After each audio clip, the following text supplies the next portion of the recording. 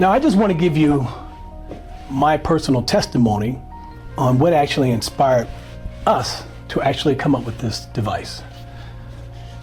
Back in 2001, I would go to the doctor and I had my lab drawn. And I would have certain values that were consistently elevated and some of them were consistently low. Let me give you an example. My creatinine level was consistently above normal. My EGFR, or glomerular filtration rate, which measures my kidney function, was a little lower than normal. And so one day I just had the urge, let me put my labs into like a ChatGPT or Gemini, one of those AIs.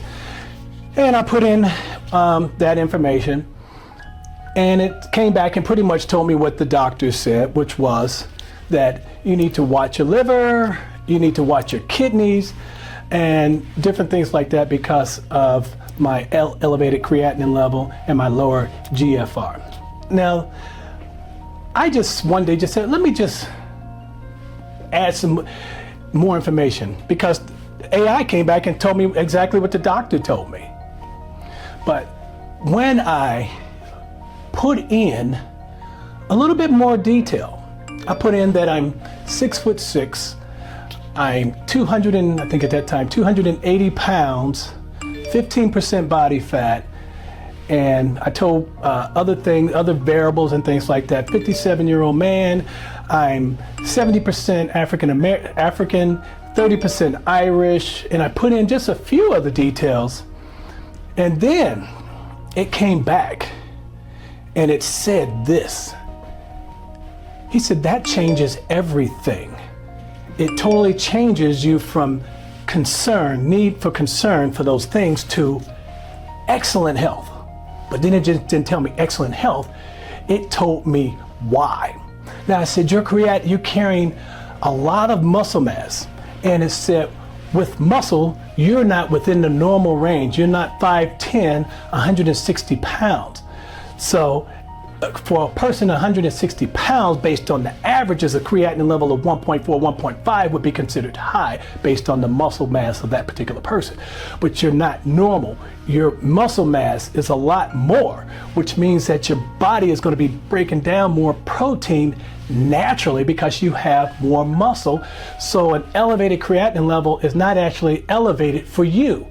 It's actually normal and optimal for you. And the same thing, it said also, you mentioned that you were African American. African Americans generally have a lower EGFR than Caucasians and other people, but it's not abnormal, it's normal, it's cultural, it's normal for you. So there's no need to be concerned about a 59 EGFR. So just those two things off the top of my head, I can remember. It gave me rationale, and for everything that it told me that may have been a negative, but it's now a positive. Now, for our weight loss clients, I said, okay, well, let's do a test. We did a test with 10 clients using our system that was engineered, empowered for this, the beta version. And the beta version, what we did was we gave it to 10 people and all their goals was weight loss. But each one of them had different variabilities based on the lab results. One lab result, I remember her thyroid, her T3, T4 was in the normal range, but it was right in the middle. But the computer said, well, yeah, it's in the normal range, but it's not optimal. We need to raise this level up. And then it didn't just say we can raise this level up. What it did was, it says if you added something like Synthroid or NP-Armor to your regimen, which will increase your T3, which will increase your metabolism, it'll put you in better fat burning zone to reach your goal, which is weight loss. And it also said your blood sugar is 110. Your blood sugar is 110, your fasting blood sugar, which is between normal, between 70 and 120 is normal, but it's not optimal. It said optimal for fat burning would be 70 to 85 fasting.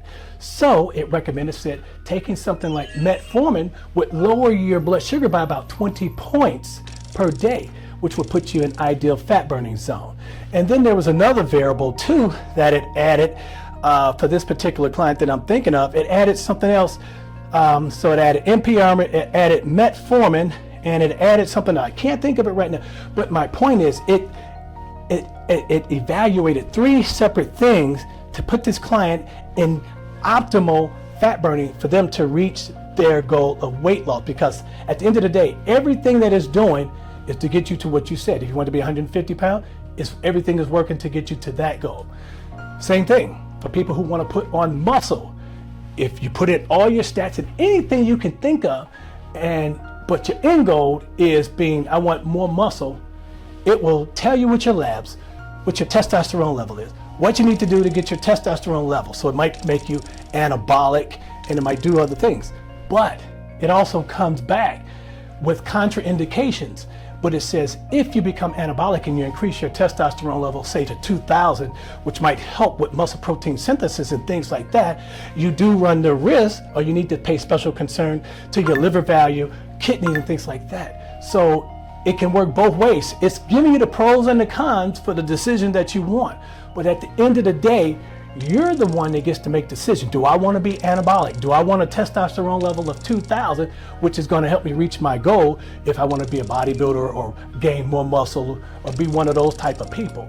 So the main thing, empowers you for the decisions you want to make and for the lifestyle that you've chosen for yourself, be that good or bad. So beware of that. It's powerful, but it's going to help you reach your goal.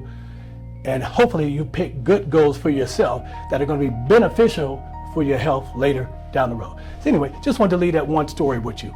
Have a good day. I look forward to you trying out Empowered and giving me your results, giving us your feedback, leaving us comments, and just letting us know how you love it. Have a good day.